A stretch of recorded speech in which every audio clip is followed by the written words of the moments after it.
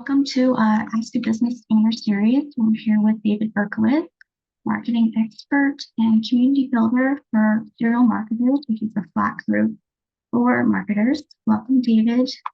Great to be here. Thank you. So could you tell us how did you start Serial Marketers? What made you want to create this community? Yeah, well, the idea really started with the name. I'd started consulting and writing under the Serial Marketer name, and then decided, I thought about this for actually a couple of years before I tried launching the community. But there was just this constant idea in the back of my mind that like a lot of people would identify with the term serial marketers, but they're not using it in the same way people use, say, serial entrepreneur. And so I thought of like a little bit of structure. I thought Slack, when I started 5 years ago, like might be a good place to use it. And so with a single Google form and a LinkedIn post, I launched this thing. I got a logo on Fiverr and just gave it a whirl. And like around 50 people requested to join in the first couple of days on LinkedIn, and maybe like half of those created an account, but it was like just that seed to grow from. Could you talk more about what have you found the most surprising about building this community?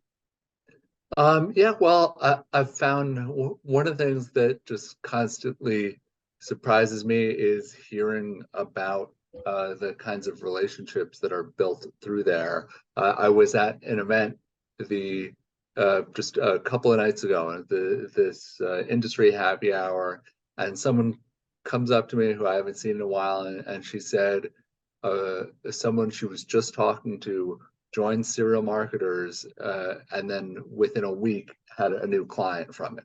I had no idea that happened. Yeah. So I hear of things like this, and it's like usually not things that are directly facilitated by me. And it's just like even days when I think it's quiet, I wish some posts got more likes, I wish some things got more responses. That like things are happening, and so much of it happens behind the scenes that even the community organizer will have no idea about unless someone happens to bring it up in a place like that. Yes, I've noticed that brands are really focusing on building community. It's important to the marketing world, just overall as well. Just from Nike, their Run Club, other exercise fitness companies also have their own communities. Could you talk more about just the way brands are utilizing communities and the importance in their marketing that it has an effect on the brand? Yeah, well, there are a lot of powerful examples. I mean, Nike's been one of the best for a very long time.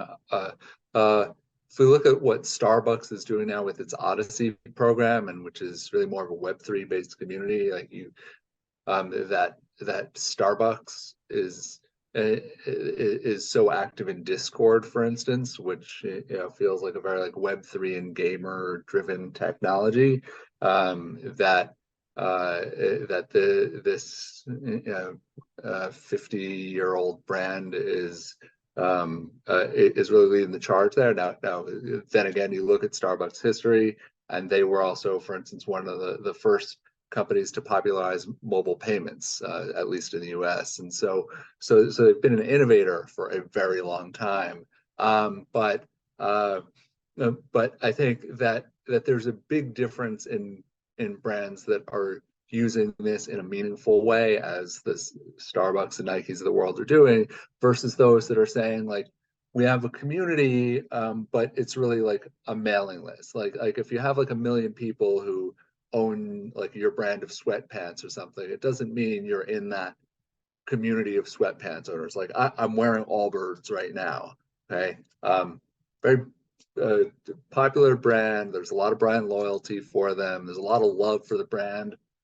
I am not part of an Allbirds community because I have no connection with other members. And so I think that's a really big distinction, that like once you can cross that and really invest in that and facilitate it, it unlocks a lot of potential at the very least for your super fans, your influencers, your early adopters, your advocates. And maybe if you really do this right, what becomes way harder, but it's possible, and Nike is one of the few that's done it, then you cross over into not just your diehard fans, but those who are just more of your general consumers, and people might even discover more of your products based on what's happening in your community. Yeah, I think community is so important. I know over the summer there was an independent ice cream manufacturer out of Richmond. It had huge sales, and it was only because it was driven by Facebook foodie groups. It was pretty crazy. And the people in the group were so avid, and so they kind of made it a game among themselves to find certain flavors. Because a lot of the distribution was independent grocery stores, so they were just kept selling out. So it would just, yeah, people could share with their family members their stories of enjoying ice cream together, and so it became this whole thing. So definitely, community is very impactful. Okay, so moving on. How about AI? Do you have any thoughts of how AI is affecting community building or marketing in general?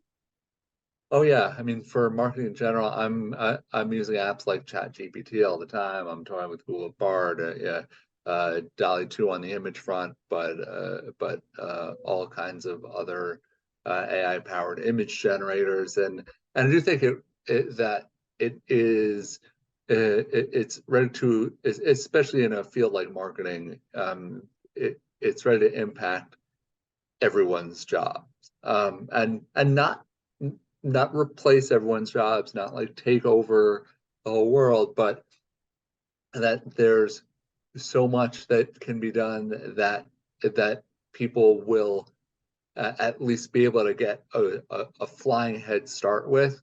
I mean, I've used AI for things from writing one sheets to building drafts of contracts, to writing thank you notes, to coming up with questions to ask on a job interview. They're rewriting ad copy like for an engine like ChatGPT. If you could put in some text you've already written and said, can you think of ways to make this better?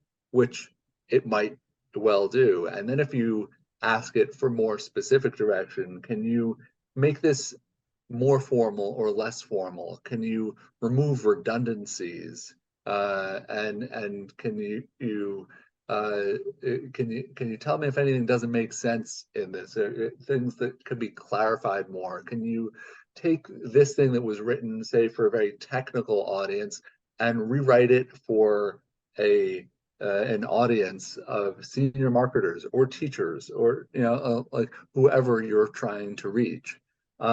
Then there's there's so much potential for what you can do with it, and then there's going to be more ways to combine AI with other kinds of automation, automatically adapt this copy to to these different audience segments and deploy these ads, right? Like the tools are just going to get better literally by the day. Sure. Yeah, I've also experimented. Just, I think when it comes to writing copy and blogs, and you have to be aware of plagiarism. That's the only thing. But yeah, I think just for simple things, I've used it to give me pep talks during the day, or just random things. I've seen it write code too, which is pretty incredible. You tell it to write code for something. Oh yeah. Yeah. So back to serial marketers, I noticed that you also have a newsletter supplement to it.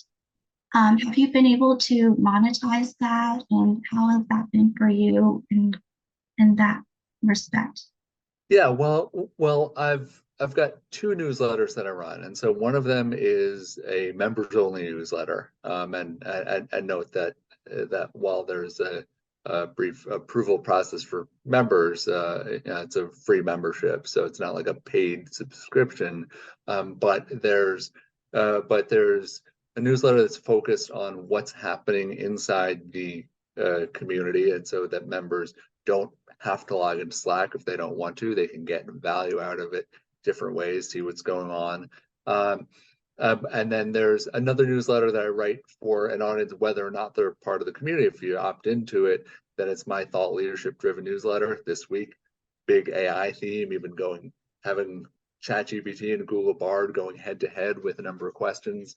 And it basically gives me an excuse to share ideas and workshop ideas and write about things that are near and dear to me, and educate others, learn from others, all of that.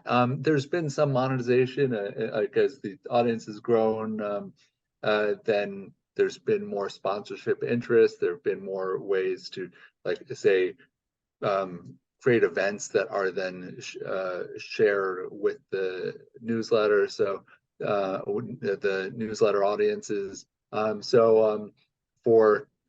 For those who are trying to reach an audience of professional marketers, then yeah, like, it's taken a lot of work over a lot of time, and so even like if you look at like the years of history, I wouldn't say it's been a huge profit driver, but sometimes you stick around long enough and you keep at things long enough, and then you can start finding ways to make it work on various levels.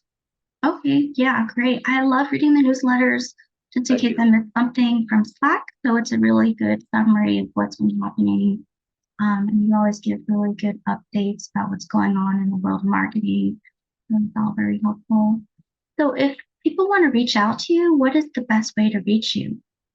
Yeah, well, I think I mean, well, first of all, LinkedIn, Twitter, most platforms. I'm D Berkowitz, David at serialmarketer.net. The community page is serialmarketers.net. So any of those ways, I'm not too hard to find. Okay, great. Thanks, David. Thanks for your time. Thanks for having me, Melissa. Okay, thank you.